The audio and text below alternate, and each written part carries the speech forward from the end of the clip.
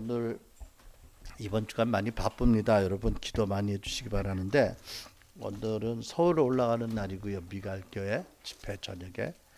그리고 내일은 그 대선 끝날 때까지 그 서울에서 목사님들 기도회가 시작이 돼요. 지난번에 그 탐이 초청한 한국총영성연합회 그 집회에서 우리 김민자 목사나 오두보로 목사 이런 분들이 모여서 기도할 때다.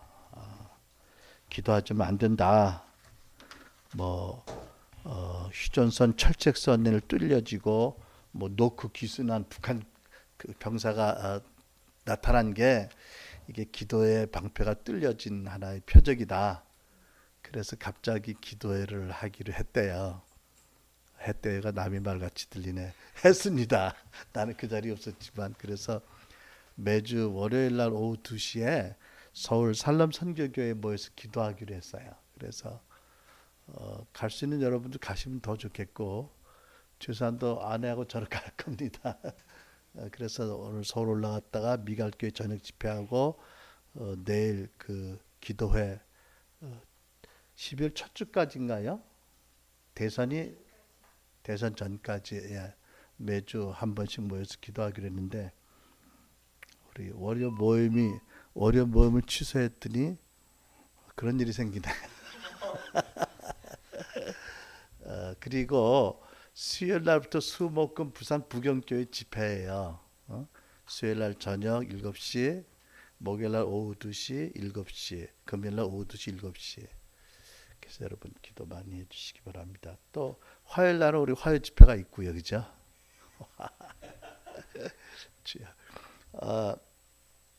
지난번에 그 서울 올라가서 그 집회 통역으로 섬겼는데 타미가 기도를 하자고 넷이 모여서 이렇게 집사람하고 나하고 자기하고 빌리하고.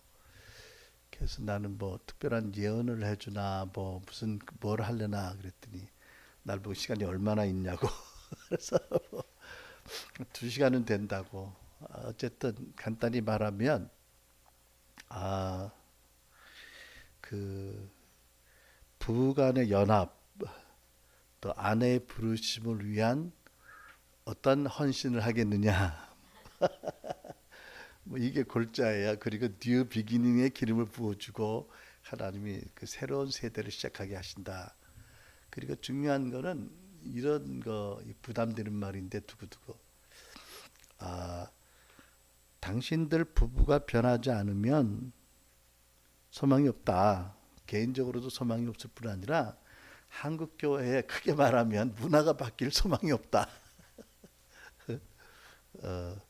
그 참 충격이었어요. 우리 보통 사역적으로만 많이 생각을 해왔는데 왜 그러세요?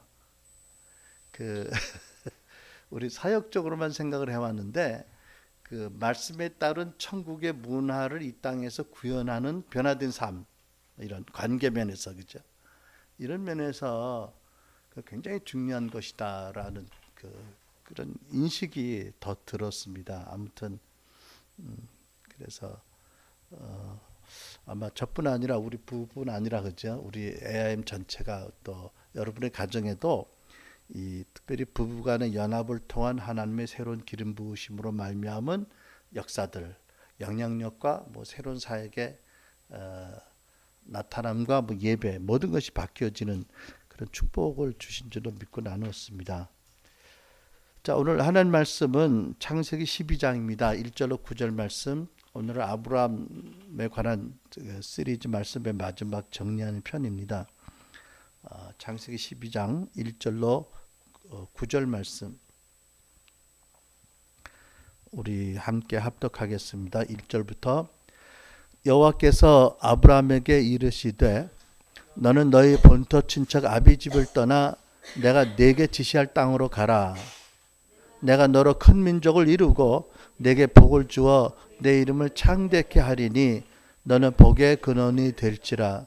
너를 축복하는 자에게는 내가 복을 내리고 너를 저주하는 자에게는 내가 저주하리니 땅의 모든 족속이 너를 인하여 복을 얻을 것이니라 하신지라. 이에 아브라함이 여호와의 말씀을 쫓아갔고 롯도 그와 함께 갔으며 아브라함이 하란을 떠날 때에 그 나이 75세였더라. 아브라함이 그 아내 사레와 조카 롯과 하란에서 모은 모든 소유와 얻은 사람들을 이끌고 가나안 땅으로 가려고 떠나서 마침내 가나안 땅에 들어갔더라. 아브라함이 그 땅을 통과하여 세겜 땅 모래 상수리 나무에 이르니 그때 가나안 사람이 그 땅에 거하였더라. 여호와께서 아브라함에게 나타나 가라사대 내가 이 땅을 네 자손에게 주리라 하신지라. 그가 자기에게 나타나신 여호와를 위하여 그곳에 단을 쌓고 거기서 베델 동편산으로 옮겨 장막을 치니 서는 베델이요 동은 아이라. 그가 그곳에서 여호와를 위하여 단을 쌓고 여호와 이름을 부르더니 점점 남방으로 옮겨갔더라. 아멘. 이 로마서 4장 11절은 아브라함을 가리켜서 믿는 모든 자의 조상이라고 기록했고요.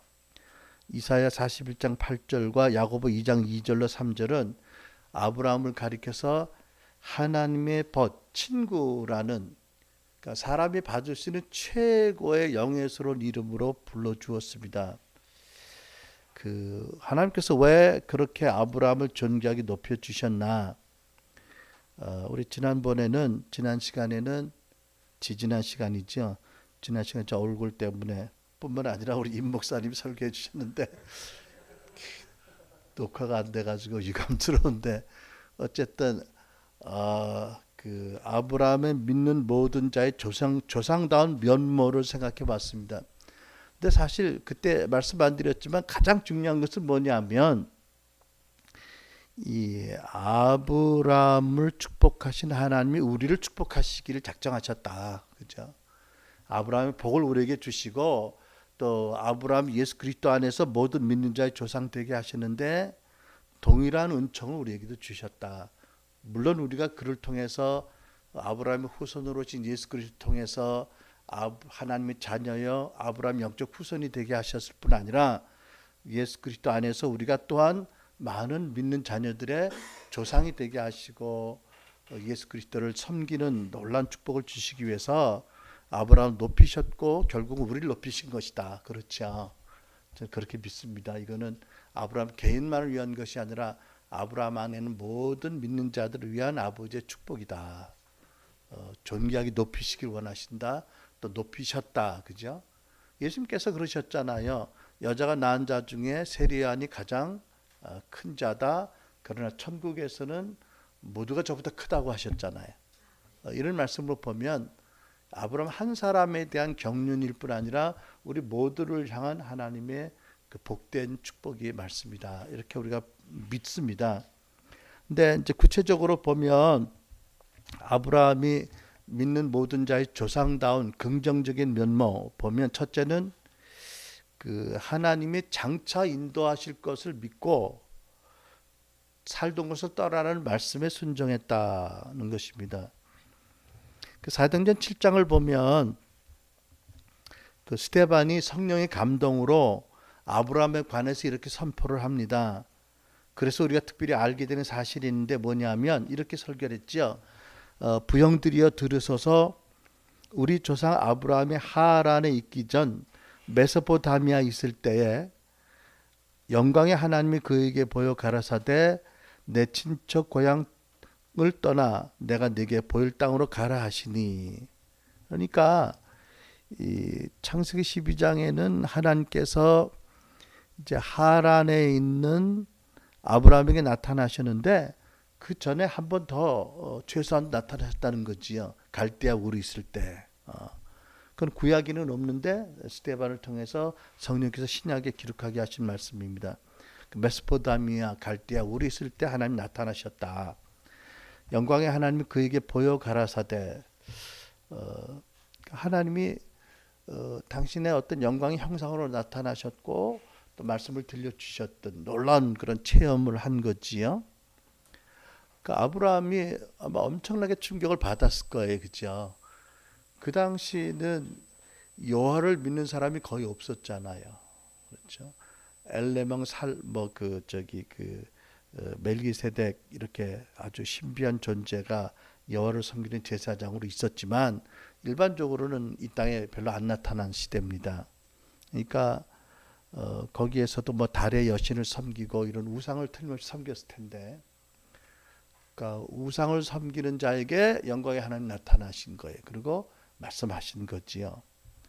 그러니까 굉장한 충격 가운데 만났고 하나님을 배웠고 들었고, 그리고 그의 간증을 아버지 데라에게 했을 거예요, 그렇죠?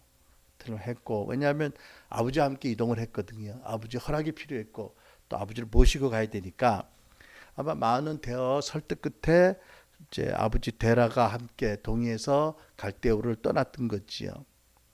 그런데 창세기 11장 29절을 보면 또 31절을 보면 아브라함의 형제 중에 그 나홀이라는 분은 갈대아 우르를 떠나지 않았습니다.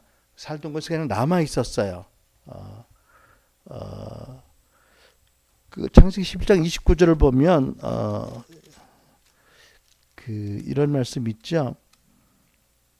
아브람과 나홀이 장가 들었으니 아브람의 아내 이름은 사레며 나홀의 아내 이름은 밀가니 하란의 딸이요 하란은 밀가의 아비며 또 이스가의 아비더라. 그러니까 여기 아브람의 형제 중에 그 이 자기 그 나홀이 조카와 결혼했다 뭐 이런 얘기입니다. 근데 또 이상한 게 그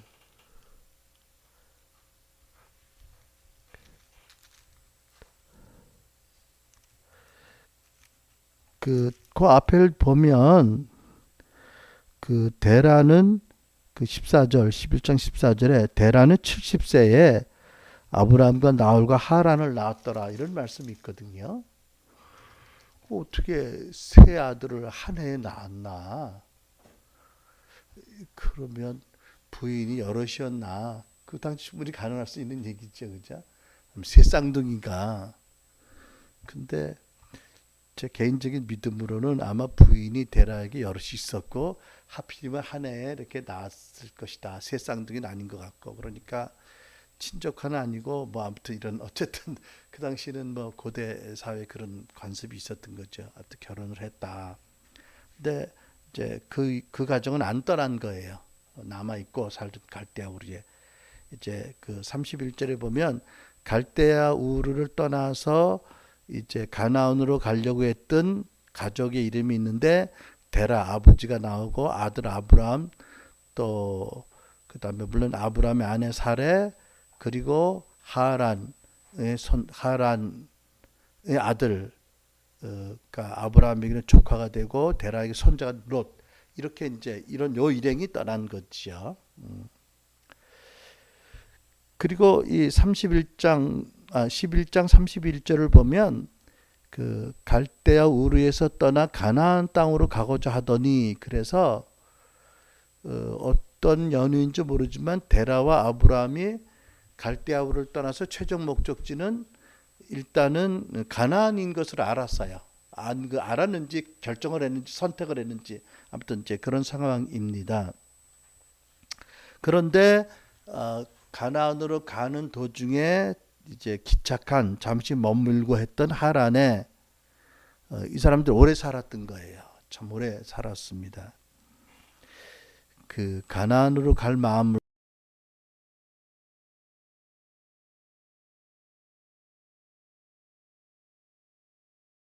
아브라함의 아버지는 가나안으로 가려는 목적을 못 이루고 중간에 죽었습니다. 그렇죠? 그래서 우리가 이런 걸 보면서 다시 한번 우리 스스로에게 상기할 것은 우리가 하나님의 그 부르심의 목적이 있는데 목적지가 있는데 그것을 향해서 우리 평생 인생의 여정을 통해서 가는 길이 있습니다. 그렇죠? 근데 물론 때때로 쉬기도 하고 안식일 계명도 주셨으니까 쉬기도 하고 뭐 여러 가지 과정이 있겠지만 중간에 최종 목적지를 잃어버리는 삶을 사는 모습이 있을 수 있다.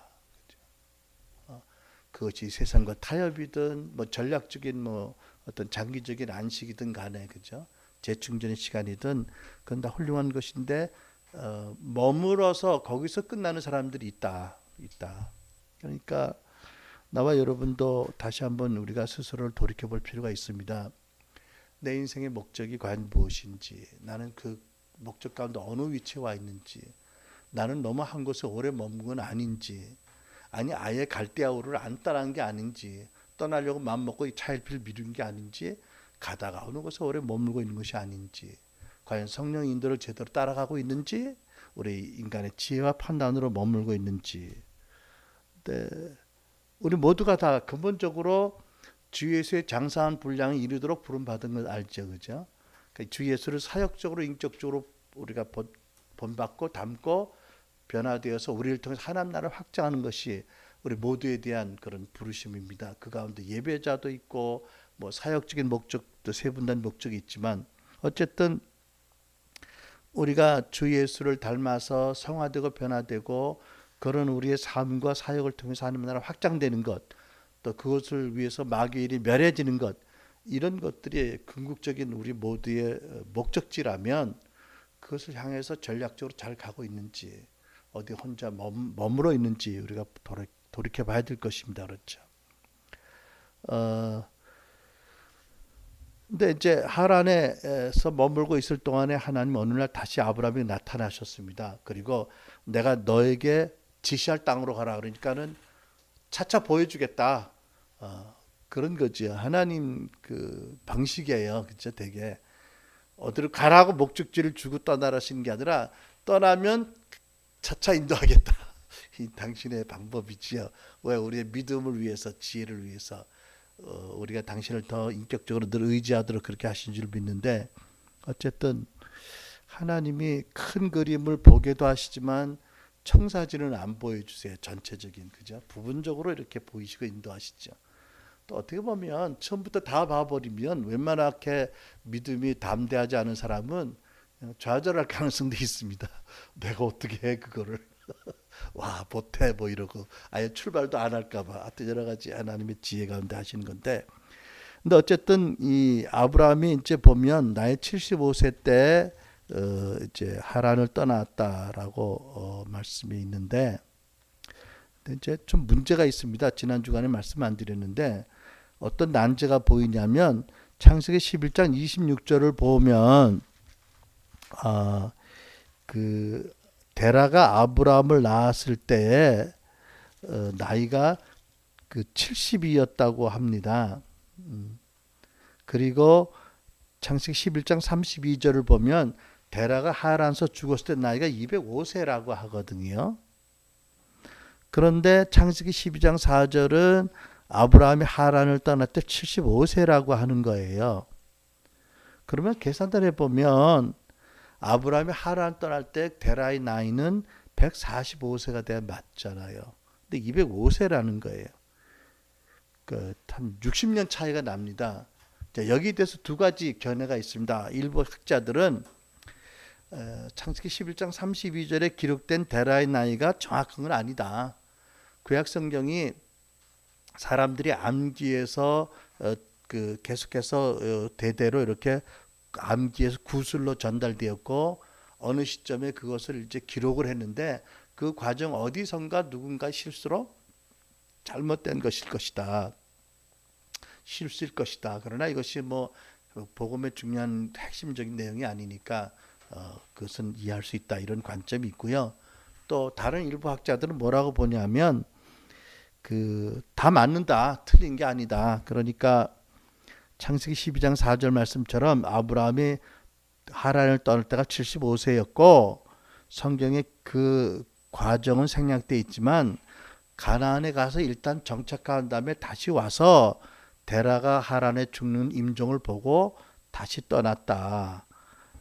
그런 이제 해석이 있습니다. 아무튼 나는 후자의 해석을 개인적으로 믿는데 어쨌든 자세히 보면 그런 차이점이 있습니다. 하나님이 아브라함에게 네가 먼저 떠나면 내가 갈 곳을 보이겠다고 하시는데 히브리서 11장 8절을 보면 이렇게 기록합니다. 이 사실에 대해서 믿음으로 아브라함은 부르심을 받았을 때 순종하여 장래 기업으로 받을 땅에 나갈새 알지 못하고 나갔다라고 말합니다. 예, 목적지를 확실히 모르고 매일매일 인도하심을 받았다, 그런 뜻이지요. 그러니까 참 여기서 보면 놀라운 것은 어쨌든 75세라는 나이에 가족을 끌고 교통과 치안이 확보되지 않은 상황에서 정말 여행은 죽음의 가능성이 많은 그 당시 보이지 않는, 또 친근히 오래 섬기지 않았던 하나님이란 존재를 믿고 따랐다. 이게 참 놀라운 모험적인 신앙인 거지요. 그래서 우리가 다시 한번 생각해 보는 것은, 믿음이란 하나님의 말씀이 현실적으로 이루어진다는 증거가 있기 전에 말씀대로 되어질 것을 믿고 과정 가운데 있을 수 있는 그런 그 위험 부담을 무릅쓰고 행동으로 옮기는 것이다. 그렇게 여러분 얘기할 수 있지요. 로마서 8장 14절에 이런 말씀이 있습니다. 따라서 합니다. 무릇 하나님의 영으로 인도함을 받는 그들은 곧 하나님의 아들이라.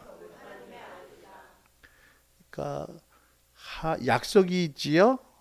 일면 첫 번째 약속입니다. 하나님의 그 아들들, 예수 그리스도를 믿는 하나님의 백성들은 하나님 성령으로 인도를 받게 된다는 것이고요.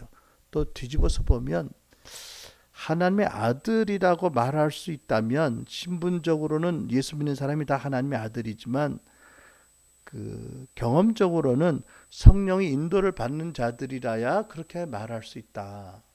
그렇지 못한 자들은 더 성장해야 된다. 이런 당위성, 요구 이런 것들이 있는 거죠, 그죠? 근데 왜 선글라스 끼고 계세요? 신경 쓰이는데요. 아, 그래요?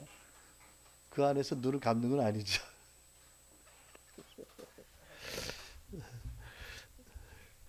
예, 하나님의 영으로 인도함을 받는 그들이 곧 하나님의 아들이라. 자, 여러분 보세요.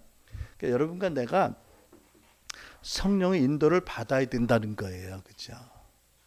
예수 믿고 그냥 주어진 어떤 그런 그 가이드라인, 지침 안에서 일상적으로 루틴하게 평이하게 돌아가는 삶을 사는 것도 평범한 삶도 그것도 귀한 거지만, 그러나 하나님의 백성들의 삶의 특징은 하나님의 성령이 인도를 받느냐 안 받느냐, 받는다는 거죠, 그렇죠?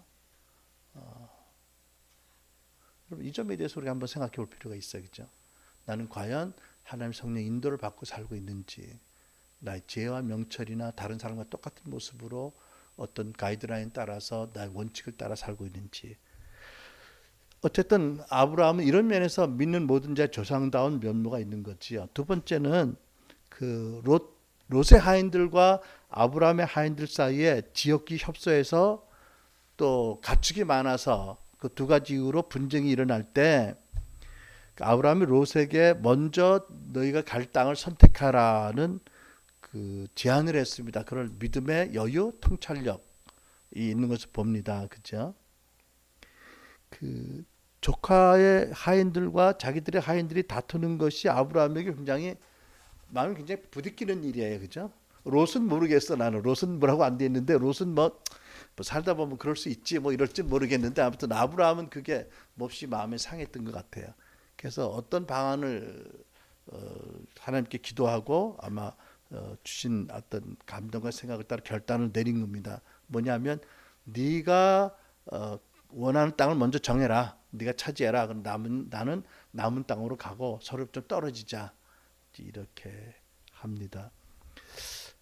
삼촌이니까, 어른이니까 사실은 우선권을 주장해도 되는데 그 너그럽게 양보를 합니다. 그거는 어떤 것을 의미하지요?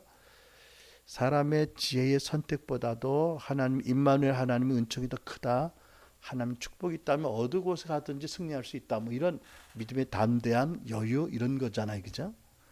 근데 우리 교회에서도 이런 게 없으면 많이 힘들 것 같아, 그죠? 서로 간에 이런 마음을 가져야 될 거고요. 이제 이것이 이제 신약에 보면 그 고린도서에 보면 그 사도 바울이 이렇게 권면하잖아요. 남들에게 유익을 주고 남들을 기쁘게 해라 그러잖아요, 그죠? 이런 믿음, 하나님 나와 함께 계신다. 내가 조그만 거 양보해도 그것 때문에 내가 뭐 결코 불리할 것도 없다. 하나님은 오히려 더 많이 채워줄 수 있는 분이다. 뭐 이런 그런 믿음을 가져야 봉사도 양보도 남들에게 유익 주고 기쁨 주는 거 아니겠어요, 그렇죠? 그런 믿음의 면모를 아브라함이 보여주는 거지요. 그래서 우리도 함께 하시는 하나님의 그 축복, 또 이미 주신 축복과 또 함께 하시는 그 영광스러운 은총과 또 하나님이 우리에게 보상을 주시는 분이다라는 이런 진리를 믿는 믿음 가운데 마음의 여유, 통찰 이런 것들이 있기 바랍니다. 세 번째, 아브라함이 11조를 멜기세덱에 드렸는데 그것은 모세를 통해서 율법을 제정하기 전에 믿음으로 감사를 드린 거지요. 참 그것도 놀라운 믿음의 면모입니다. 그렇죠? 왜냐하면 조카 롯을 구출하기 위해서 참 엄청난 전쟁을 치른 거예요. 집에서 기른 병사가 꽤 있었지만 사실 네 왕이 와가지고 연합 전선을 펼치는 상황에서 전쟁한다는 건 자기 목숨 내놓는 거 아니에요, 그렇죠?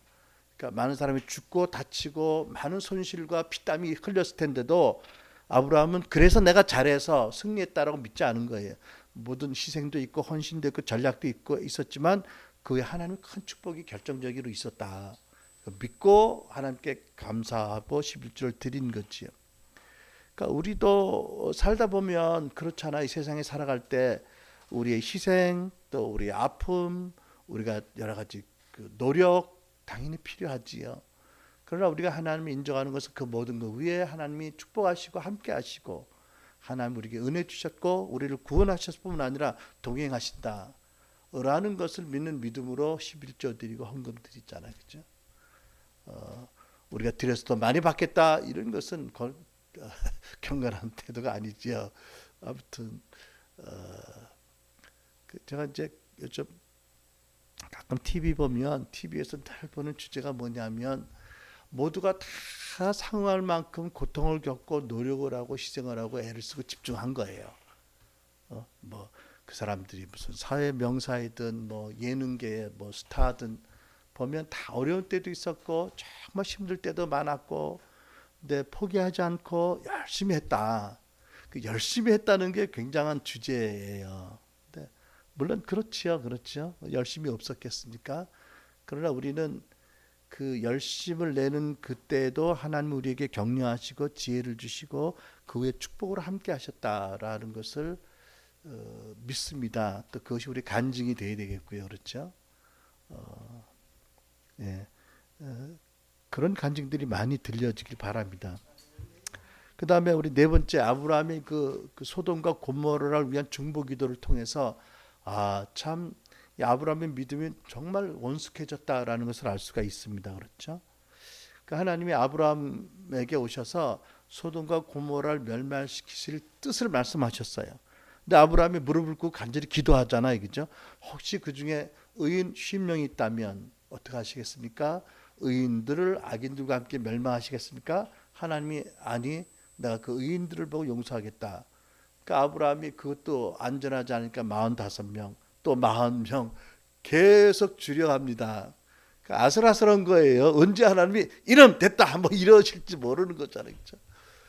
네, 그 뭐 훌륭한 사람들도 아니고요. 동성애와 무슨 갖가지 죄악에 속으린 그곳에 있는 사람들인데도 아브라함이 정말 위험부담을 무릅쓰고요. 그죠?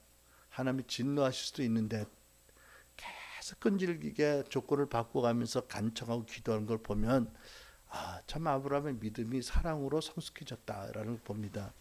여러분 갈라디아서 5장 6절 그리스도 안에서 할례를 받거나 안 받는 것이 그러니까 뭐 직분자든지 뭐 아닌든지 뭐 모든 것이 문제가 되는 게 아니고 다 좋은 것이지만 가장 중요한 것은 사랑으로 역사하는 사랑으로 나타나는 믿음이다라는 거지요. 그렇죠?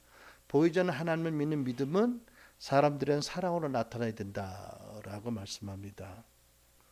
디모데전서 1장 5절 말씀 따랐습니다. 경계의 목적은 여기서 경계는 그 사도 바울이 가르치는 목적입니다. 그렇죠?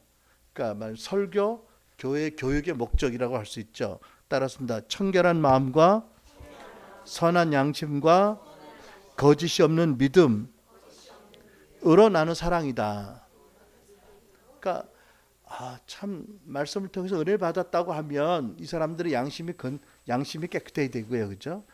행함으로 있는 믿음을 나타내는 사람이 돼야 되고, 그 다음에 그다음 믿음으로 말면 사랑이 열매가 있어야 되는 거지요.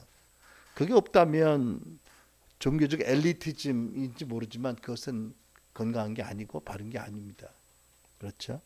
그러니까 여러분, 우리가 신앙생활을 하면서 성경을 보고 설교를 듣고 티칭을 받고 여러 가지 은사도 비전도 여러 가지를 배우지만 그 중에 가장 중요한 것은 마음이 청결해지는 것, 그 다음에 양심적이 되는 것, 양심이 건강하게 성령의 다스림을 받는 것, 그 다음에 순종하는 믿음이 있는 것, 그리고 이 모든 것들에 사랑의 열매가 있어야 된다. 이것이 없다면 거짓일 수 있다. 아니면 미숙하다. 이런 거지요. 그러니까 최고의 계명 사랑이라고 말씀하셨잖아요. 그렇죠? 그러니까 그런 면에서 참 훌륭한 모본이 되었고요. 그 다음에 다섯 번째, 아브라함이 인간적으로는 의학적으로는 자식을 낳을 소망이 전혀 없었지만 하늘의 별같이 많은 후손을 주시겠다는 말씀을 믿었어요. 진심으로 믿었습니다. 그렇죠? 창세기 15장 5절로 6절, 그 아브라함을 이끌고 하나님께서 밖으로 나가 가라사대 하늘을 우러러 무뼈를 셀 수 있나 보라. 또 그에게 이르시되 내 자손이 이와 같으리라. 아브라함이 이를 믿으니 여호와께서 이를 그의 의로 여기시고. 굉장히 중요한 이 신학적인 중요한 개념이 있습니다. 하늘의 무별 같은 내 자손이 이렇게 많으리라는 말씀은 사실은 그 육신으로 오신 예수 그리스도를 약속을 포함한 말씀이고, 예수 그리스도로 말미암아 육신의 후손뿐 아니라 영적인 후손이 온 세상에 별같이 많을 것이다라는 것이지요.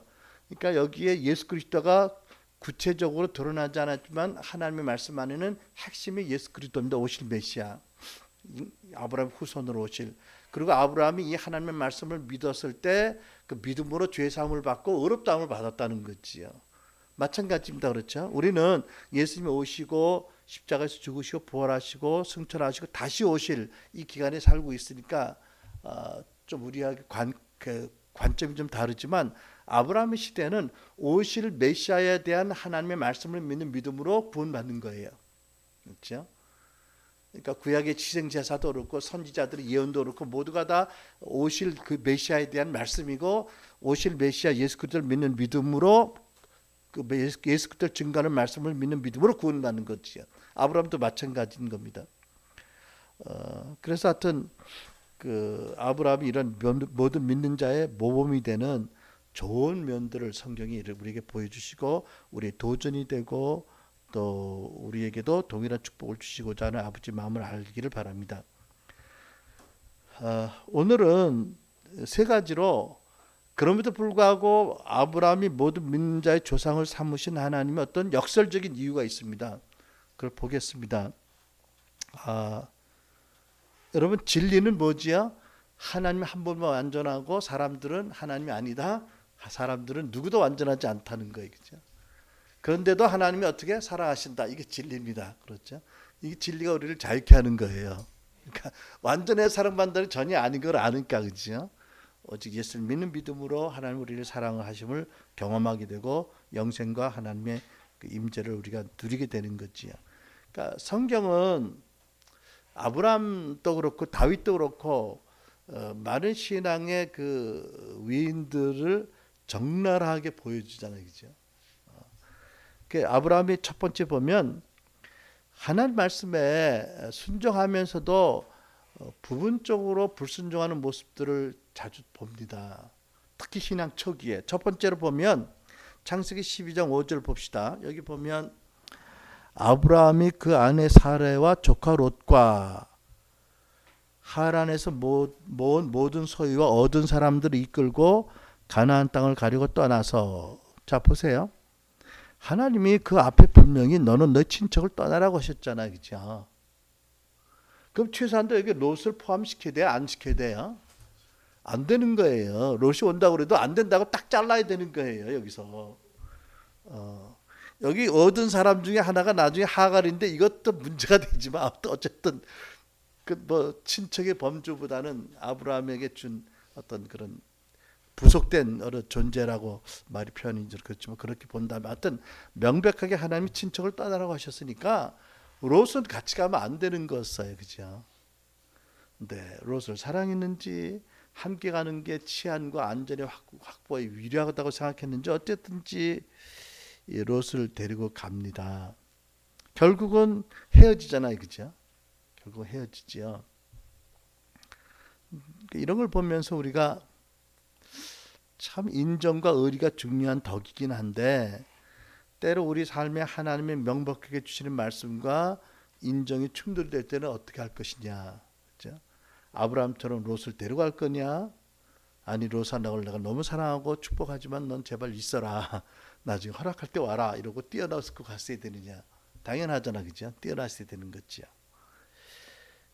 여러분 그러니까 하나님이 이렇게 말씀합니다. 믿음이 없이는 하나님을 기쁘시게 못하는 거예요. 그죠? 우리 모든 삶 가운데 이것이 하나님의 말씀을 따르는 것이다. 또 이렇게 예수 그리스도를 믿고 성령의 다스림을 받는 삶이 하나님을 영광스럽게 하기 위한 예배적인 삶이다라는 믿음이 있어야 하나님 기뻐하시는 거예요. 그렇죠? 믿음이 없는데 그냥 남들이 하니까 한다. 또 마지못해 한다. 이런 것들은 죄라고 성경은 말합니다. 로마서 14장 23절 믿음을 따라 하지 아니하였 것은 다 죄다. 그러니까 여러분 우리가 날마다 믿음으로 성령 인도하심을 따라 살아야지 하나님 기쁘시하는 거예요. 믿음이 아니고 구체적인 말씀의 응답이 믿음이 아니고 성령의 감동과 다스림이 된 믿음이 아니고 그냥 하는 것은 죄인 거예요, 사실은. 그렇죠? 그러니까 아브라함의 경우에 친척을 떠나라고 명백히 말씀하시는데 조카 롯을 데려간 것은 엄밀하게 말하면 뭐지요? 죄를 짓고 시작한 거지요. 그렇죠? 죄의 씨를 잉태한 거예요. 나중에 그게 불화 뭐 여러 가지로 이제 열매를 거두잖아요. 그죠? 두 번째 우리가 여러 번 봤지만 그 아브라함이 하나님을 따라가는 가운데 어떤 함정들 우리가 피할 함정들 또 디투어 우회 도로가 있었다고 얘기를 했는데 하나님을 때로 불신앙하고 자기의 지혜와 명철을 의지한 적이 드러납니다. 그렇죠? 창세기 12장 우리 본문 바로 다음에 10절에 보면 아브라함이 가나안에 도착하자마자 곧 큰 기근이 닥쳤습니다. 이 기근이 그냥 하나님이 만드신 자연적인 어떤 섭리와 원칙에 따라 일어났는지 하나님이 의도적으로 보내셨는지 하나님이 모르겠지만 어쨌든 이것은 아브라함에게는 시험이었어요. 그죠? 그리고 기근이 왔을 때 기도하고 하나님 여기에 머물까요? 갈까요? 라고 여쭙고 가면 되는데 이 성경 보면 아브라함이 이때 그렇게 한 것 같지가 않아요. 그냥 인간적인 방법으로 내려간 거예요. 왜 그렇게 하느냐? 가서 큰 일을 당하는 걸 보면 알잖아요. 그치? 하나님의 인도하심이 있으면 나쁜 열매가 없는 거예요. 애굽에 내려가서 큰 봉변을 당하고 망신당한 걸 보면 이거는 반드시 인간의 지혜와 전략으로 하다가 그렇게 된 거잖아요. 그죠? 뭐 곰피하다가 사자 만난 호랑이 만난 식으로. 그래서 이 기근의 시험을 당해서 하나님 인도하심을 여쭙지 않고 자기의 판단과 지혜를 의지했기 때문에 애굽에 가서 애굽 왕에게 크게 이제 망신을 당하지요. 그러니까 그렇잖아요, 그죠? 아브라함이요 알았어요. 뭘 알았어? 첫째, 자기 와이프가 이쁜 것. 두 번째, 애굽 왕이 틀림없이 와이프를 탐낼 거 알았어요. 그러니까 두려워한 일이 일어난 거예요. 여러분 성경에 신약성경에 두려우면 형벌이 있나니 그치? 온전한 성경이 두려움을 내어쫓는다 그랬잖아요. 그러니까 두려움을 가졌다는 것은 하나님이 나를 향한 사랑을 온전히 안 믿는 거예요. 그렇게 두려움이 있고 두려움을 이기지 못하면 두려워하던 일이 일어날 수 있는 가능성이 큰 거예요. 그러니까 이 시대에 마지막 때에 너무 내가 보기에는 사단을 너무 능력 있는 능력자로 이렇게 과대해서 생각하는 사람이 너무 많은데 그러다 보면 그들이 두려워하는 일이 그대로 일어나는 일이 사단의 전략이 아닌가라는 의심이 많이 드는 거예요.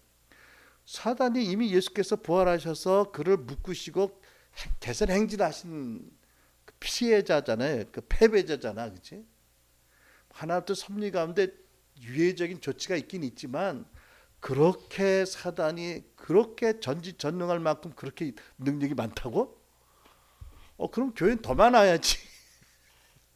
이게 자꾸 그래서 두려움을 갖게 하는 것들이 두려움에는 형벌이 있다는 안 믿는 거니까 그치? 하나님 믿지 않는 거니까 이거는 사단의 오히려 전략이 아닌가라는 의심을 많이 갖는데 어쨌든 아브라함이 두려워하던 일이 일어났습니다. 여러분 욥도 알죠?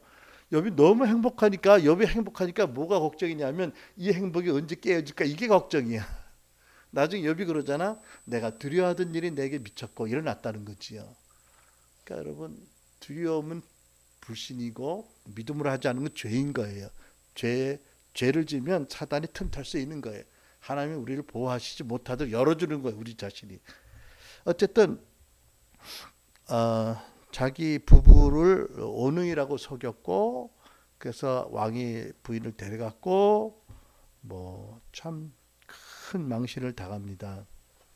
근데 참 안타까운 게 아브라함이 이게 한 번만 그런 게 아니라 나중에 그날 따라가서 또 그렇습니다. 하여튼 참 누구도 돌로 던질 수 있는 그런 사람들 없겠지만 아브라함의 정말 그 믿음의 조상답지 못한 면모를 하나님 드러내세요. 또 우리가 알죠. 하늘이 별같이 후손을 주시겠다고 약속했고 잘 믿었어요. 정말 믿었어요. 그런데 세월이 가도 안 되니까 이제는 꾀가 생겨서 인간의 지혜로 하가를 후처로 삼아서 젊은 여성을 통해서 이제 이스마엘을 낳지요. 결국 재앙을 낳은 거지요. 하나님의 의도는 사라를 통해서 초자연적인 은총으로 낳게 하는 것인데 이삭을 그러니까 대대로 역사 대대로 하간을 낳은 거지요. 그런 면모를 그 참 믿음의 큰 조상답지 못한 면모를 가졌던 것을 보게 하십니다. 그런데 생각해 보면 이런 사실을 그대로 기록하신 하나님의 의도는 명백합니다. 그죠? 뭐지요? 우리 모두에게 격려를 주시기 위함인 거예요. 그렇죠? 우리 모두에게 격려를 주시기 위함입니다. 우리 모두의 믿음은 겨자씨처럼 시작해서 커져서 그죠? 많은 사람들이 와서 안식하고 많은 열매를 맺는 것이 하나님 뜻이잖아. 그죠? 이제 요한일서에 보면 아기의 믿음으로 청년으로 아비로 자라는 게 하나님 뜻이죠. 그러니까 처음부터 크고 완전한 건 아니에요. 그렇죠? 이제 그런 것들을 하나님의 아브라함처럼 우리에게 잘 보이신 겁니다. 비주얼라이즈 하시는 거지요. 근데 결국 하나님이 믿음의 조상으로 택한 아브라함도 당초부터 위대한 믿음의 소유자는 아니었다. 순종하는 놀라운 은혜가 있었고 믿음이 있었지만 자주 넘어졌다. 실패했다. 실수했다. 근데 문제는 아브라함은 신실하지 못해서 넘어지고 실수하지만 하나님은 영원히 신실하시고 늘 그를 버리지 않으시고 함께 계시고 도와주시고 세우시고 일으켜 주셨다라는 사실이 있지요. 이것을 우리가 또 정말 알 수 있는 것은 뭐냐면 아브라함의 그 믿음의 조상의 가계를 보면 그죠. 여러분 그 아브라함의 선대 조상 직계 조상 가운데 아브라함보다 훨씬 믿음으로 뛰어난 분들이 있었어요. 그죠? 있었습니다. 이렇게 바로 노아 같은 경우를 보면 노아 할아버지는 뭐 내가 보기에는 뭐 아브라함과 비교가 안 될 만큼 원숙하고 믿음의 사람이에요. 딱 한 번 결정적인 실수도 아니야 사실. 포도주 광함하고 노팬티를 잔 거밖에 없는데 아브라함하고 비교가 안 되잖아. 그 바로 직계예요, 그죠? 근데 그 위에 또 올라가 보면 더 훌륭한 분이 계셔. 에녹이잖아요. 300년 동안 하나님과 동행했다. 와, 이거는 뭐 거의 인간으로 완전한 수준이잖아요. 그럼 나 같으면 이 가게에서 믿음의 조상 삼으려면 첫 번째 후보자가 누구야? 에녹이지. 두 번째 노아, 셈 아브라함은 유선순위도 못 들어와. 근데 왜 하나님이 하필이면 이 아브라함을 모든 믿는 조상으로 삼으시고 이렇게 그의 삶을 성경에서 계시하셨는가? 명확한 거지요. 너희 믿음이 너희가 보기에 지금은 약하고 적고 실수도 많고 죄를 짓지만 내가 아브라함 너의 믿음의 조상을 끝내 붙잡고 저를 축복하고 변화시켜 준 것처럼 내가 너를 어떻게 하겠다고요? 붙잡고 내가 너를 축복하겠고 너를 변화시켜 주겠다. 낙심하지 말아라, 포기하지 말아라. 이런 메시지 주시는 거 아니에요, 그죠? 여러분 제가 아주 옛날에 신학교를 이제 우리 교단 신학교 가기 전에 장로교 타신학교로 한 1년 다닌 적이 있었는데 그때 그 교수님 어떤 교수님한테 들은 간증이 두고두고 저에게 큰 위로가 되고 격려가 된 간증이 있었습니다. 근데 나는 그분에게 들은 외로는 내가 다른 분에게 이분에 대한 말씀을 들은 적이 없어서 좀 조심스럽게 내 워낙 위대한 한국의 성자 목사님에 대한 말씀이라. 근데 그분의 관한 소설 영화가 있었고요, 그죠? 대한민국의 대표적인 두 분 성자라고 존중받는 분인데 이분이요 그 교수님이 그 사모님이 생전에 계실 때 연로하셨을 때 뭐 1년에 한 번 이렇게 가서 인사를 하러 간답니다. 가면 사모님이 체구가 조그마셨다는데 가끔 그러시는데 손 목사 지독했지 그런 얘기를 가끔 하시는데요. 무슨 얘기냐면 전도사 시절에 개척교회 할 때만 해도 성질이 얼마나 불같이 더러운지 부부싸움하면 막 때리고 그랬대. 그리고 막 장작개비로 팼대. 그리고 막 머리끈을 끌고 나가서 오줌 받아는 뭐지 그거 독에다가 막 머리 집어넣고 그랬대. 근데 그 얘기 듣고 쇼크 먹었어요. 근데 교수님이 이렇게 이해를 시키더라고. 아마 두 가지 이유가 있을 거라고. 첫째는 자기들이 그런 과정을 통해서 하나님 은총을 입은 자들로, 그다음에 변화된 모습을 본 자들로 후배 목사들이 하나님의 말씀과 현실, 자기들의 삶과 인격 사이의 괴리 가운데 고민하는 그들을 보면서 격려 차원에서 하셨을 것이다.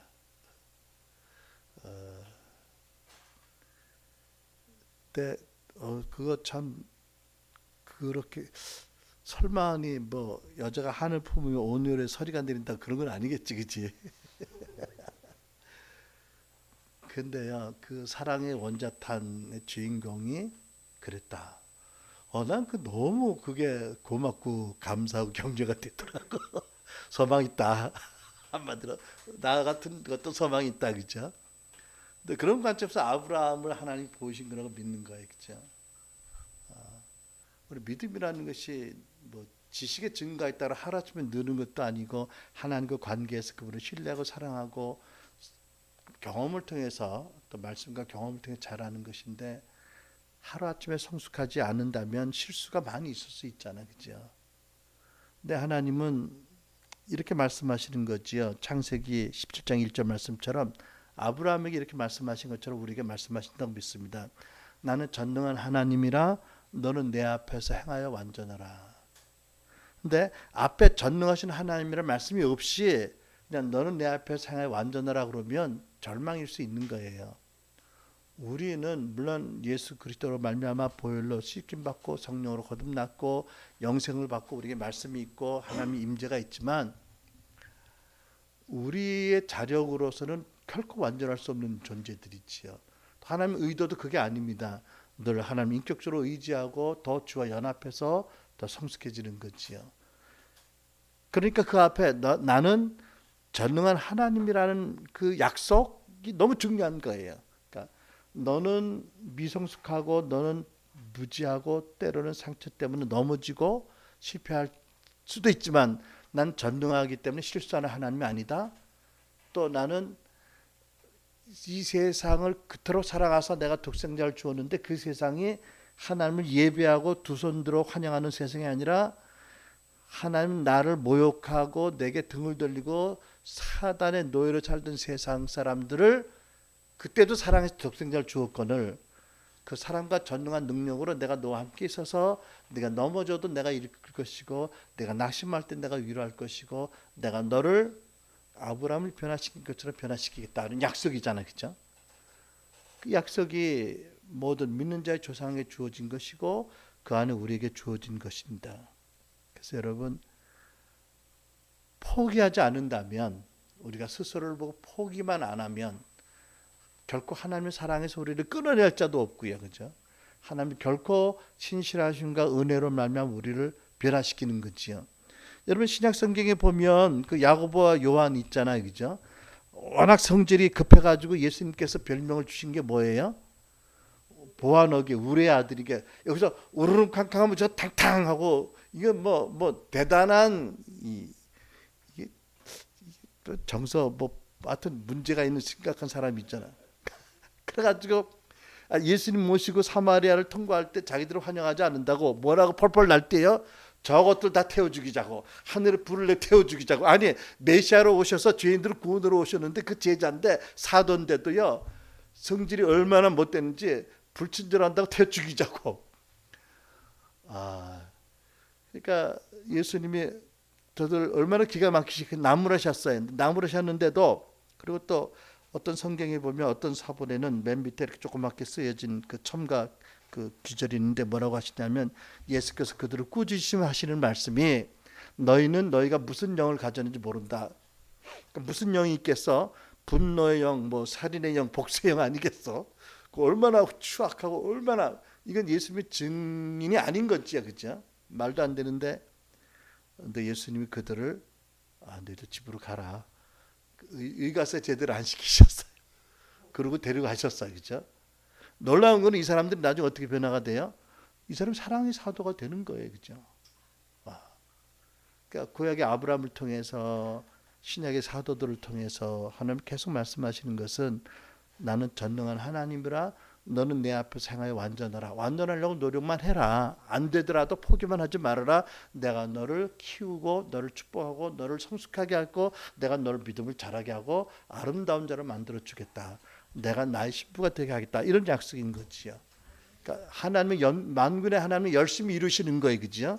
힘으로도 안 되고 능으로도 안 되지만 내가 나의 성령으로 하겠고 나의 사랑과 말씀으로 하겠다. 예수의 보혈로 하겠다라고 약속하시는 거지요.